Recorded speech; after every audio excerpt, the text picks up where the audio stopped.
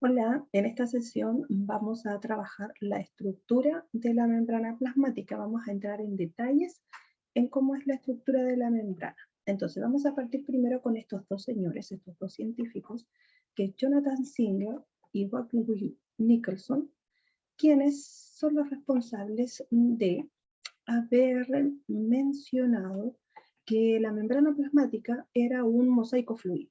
¿Ya? ¿A qué se refieren con eso? Dicen que es un mosaico porque tiene una combinación de lípidos y de proteínas en su estructura, ¿ya? Y en el caso del concepto de fluido, hacen referencia a que la estructura de la membrana en sí es totalmente dinámica, ¿ya? Es decir, que se puede mover, ¿cierto? Que puede realizar diferentes funciones. A eso se refiere con el concepto de dinámico. Entonces, vamos avanzando. Acá tenemos entonces el modelo del mosaico fluido. Fíjense que nosotros ya algo mencionamos en clases anteriores diciendo que estas pelotitas que están allí forman parte de lo que son los fosfolípidos, ¿cierto? Que tenían cabecitas y tenían colas y estaban de esa manera distribuidos por las características que tienen. Además, tenían presencia de proteínas que están metiditas allí y de estas otras estructuras que iban a ser glúcidos. Entonces, veamos características específicas. En la membrana plasmática nosotros tenemos fosfolípidos. ¿Listo? Nos devolvemos un poquito, ¿qué serían estas azules, las pelotitas azules? Esos son los fosfolípidos. Ahora, esos fosfolípidos se les dice que son moléculas de tipo anfipáticas. ¿A qué se refiere eso? Acá tenemos una estructura de la célula. Fíjense cómo forma parte. ¿Ya? Esta sería una célula como nosotros la veríamos por fuera y está partida en dos, como cuando partimos una manzana. Entonces ahí se ven cómo están distribuidos los fosfolípidos. ¿Se fijan? Todas las pelotitas para afuera y pelotitas hacia adentro. ¿Ya? Entonces, esta estructura del fosfolípido es de la siguiente manera. La cabeza es de tipo polar y es hidrofílica. ¿Qué quiere decir eso? Que tiene afinidad con el agua. ¿Ya? Eso quiere decir que la pelotita sea de tipo polar hidrofílica.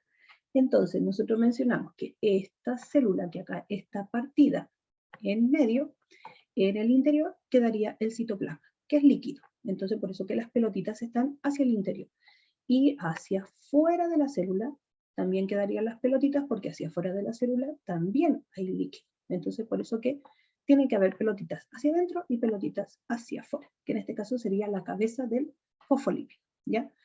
Las colitas del fosfolípido son de tipo no polares, lo que quiere decir que son hidrofóbicas, es decir, que no tienen afinidad con el agua.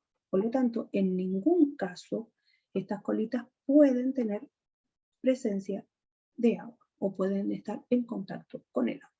Por eso que siempre quedan protegidas, ¿ya?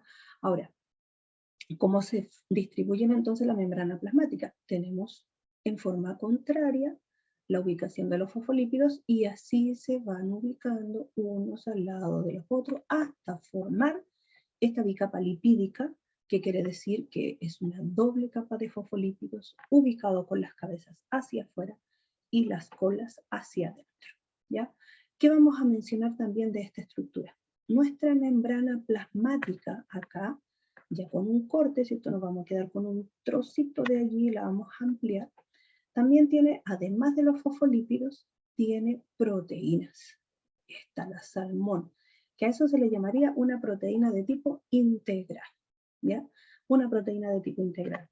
Y por otro lado, tiene estas otras que son más chiquititas, que a esas se les llaman proteínas de tipo periféricas.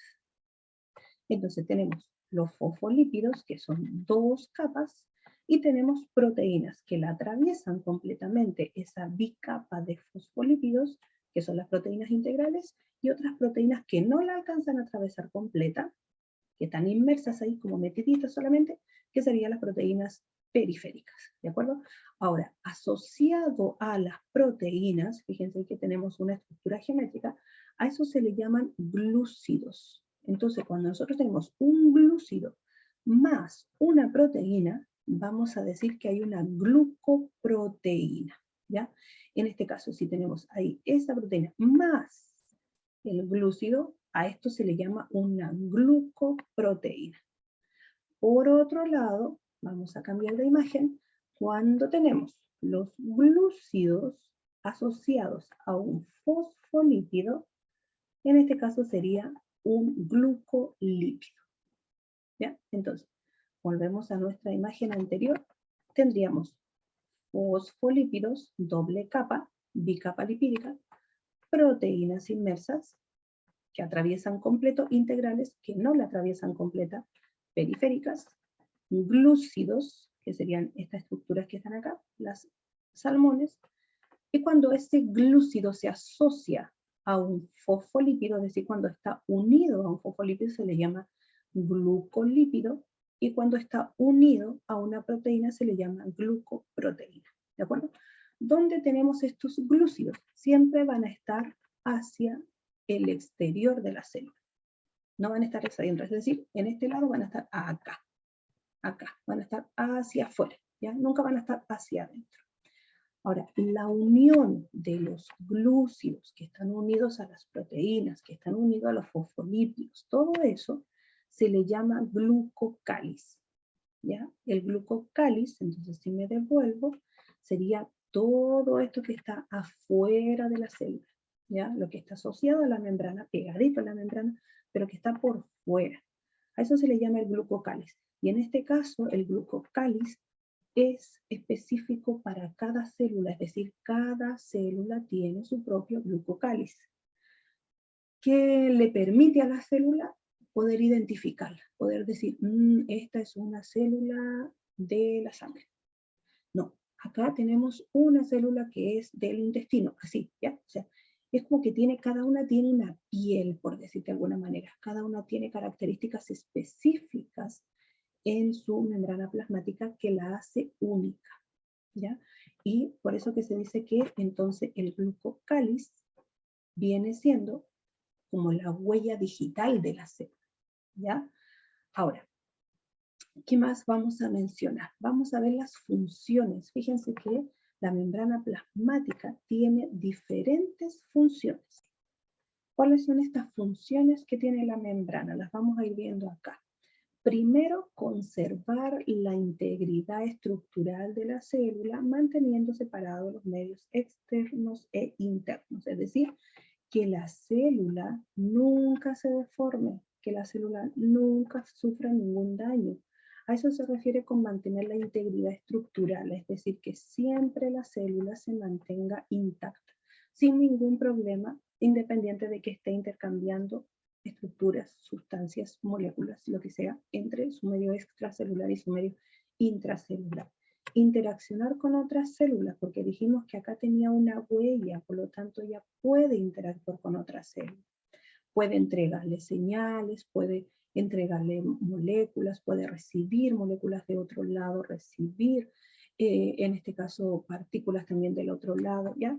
Conferir identidad, lo que dijimos hace un momento, que cada célula tiene su propio glucocáliz, es decir, como que tiene su propia huella digital, que sería lo que está hacia afuera. Traducir señales o convertir una señal externa en una respuesta intracelular. ¿Qué quiere decir eso? Que acá fuera de la célula ella puede recibir una señal. Por ejemplo, que cambió la temperatura. Entonces, al cambiar la temperatura, esa señal que ella recibió acá afuera, la envía hacia adentro y eso se traduce en una respuesta en el interior de la célula, que puede ser, por ejemplo, que se empiecen a producir más ribosomas, por decir algo, ¿ya?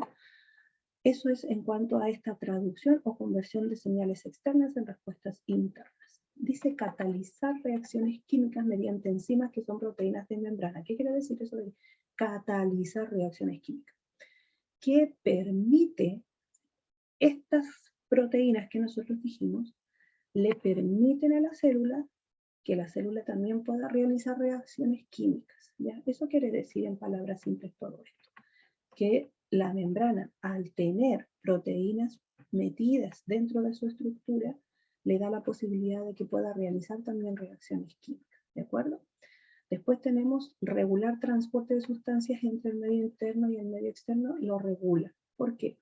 Porque estos tubitos que están acá, que forman parte de las proteínas, son de diferentes tamaños, son de diferentes tipos. Entonces, según el tipo de proteína que sea, va a ser el tipo de sustancia que puede entrar o que puede salir desde la célula.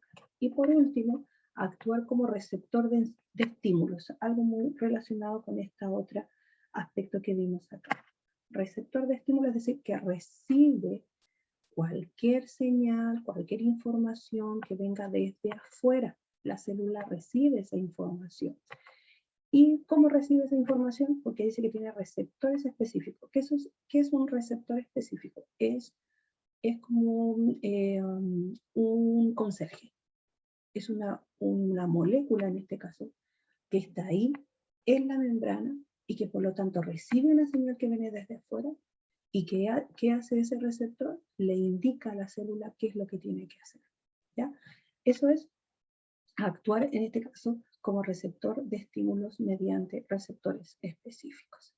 Ahora, vamos a ir resumiendo entonces cómo está estructurada nuestra membrana celular. Está organizada en base a lo que nosotros conocimos como el mosaico fluido. ¿Qué es este mosaico fluido? Quiere decir que está compuesto tanto por proteínas, por lípidos y por glúcidos, ¿cierto?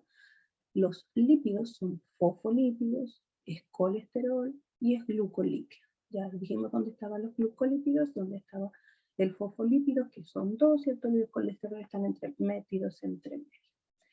Estos lípidos que forman en este caso la bicapa lipídica, específicamente los fosfolípidos, que forman esta capa lipídica, van a actuar como una barrera impermeable, ¿ya? O semipermeable, es decir, que ciertas cosas atraviesan esa membrana. Por otro lado, las proteínas son de dos tipos, dijimos, las integrales o las periféricas, las integrales las que la atraviesan completa y las periféricas las que no alcanzan a atravesarla completa, ¿ya? Y estas proteínas, ¿dónde están ubicadas? Están ubicadas en esa bicapa de fosfolípidos. La función que tienen es el transporte y la comunicación. Esto le permiten entonces a la célula, porque como eran tubitos, ¿se acuerdan? Le pueden permitir a la célula que algunas cosas entren, que otras cosas salgan, y esa comunicación, es decir, que ellas reciban ahí señales, que puedan realizar reacciones químicas, que puedan responder, etc. ¿Ya? ¿Qué más? Los glúcidos, ¿de qué tipo son? Estaban los glucolípidos y las glucoproteínas, ¿se acuerdan? Que eran estas que se asociaban cuando estaban pegados a un lípido, se llamaba glucolípido, y cuando estaba pegado con una proteína, iba a ser una glucoproteína. Estos glucolípidos y glucoproteínas están ubicados siempre, dijimos, en la parte externa de la célula. Siempre la parte externa en la célula. Lo que le otorga a la célula entonces una simetría de su bicapa lipídica. Y por otro lado forma el glucocáliz, que el glucocáliz iba a ser la huella digital de la célula, ya que la hace en este caso independiente y la hace totalmente especial y diferente a otras células.